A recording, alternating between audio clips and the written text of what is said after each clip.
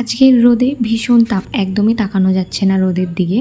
আমি চলে এসেছিলাম একটু ছাদে, একটু ঘুরছিলাম, জামা কাপড় নাড়ছিলাম।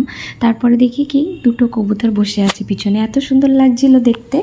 আর তারপরে রুমে এসে দেখি চিনি আর মা ঘুম থেকে উঠে গেছে।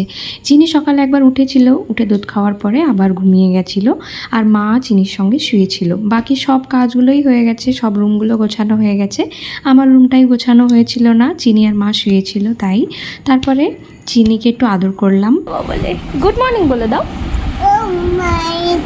গুড মর্নিং বলো, বলো গুড মর্নিং। না, ওটা তো আমার কান্না, আমার বেবি, আমার বেবি। তুমি আমার বেবি, তুমি আমার।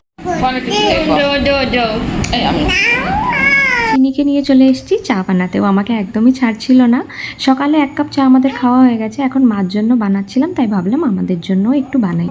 তারপরে এই যে নিয়ে নিচ্ছি তুলসী পাতা, চিনিকে একটু তুলসী পাতার রস খাওয়াই, কেন কি এই চেঞ্জিং ওয়েদারে না বাচ্চাদের খুব শরীর খারাপ হয়। আর এই যে এই মধুটা দেখছো, এত ভালো এই মধুটা, তো এটা আমি অনলাইন থেকেই আনিয়েছিলাম। তো এখানে মধু আর তুলসীর রস চিনিকে খাওয়াতে যা যুদ্ধ করতে হয় আমাকে, ও একদমই খেতে চায় না। ছোট থাকতেই ভালো ছিল, একবারেই খেয়ে নিত।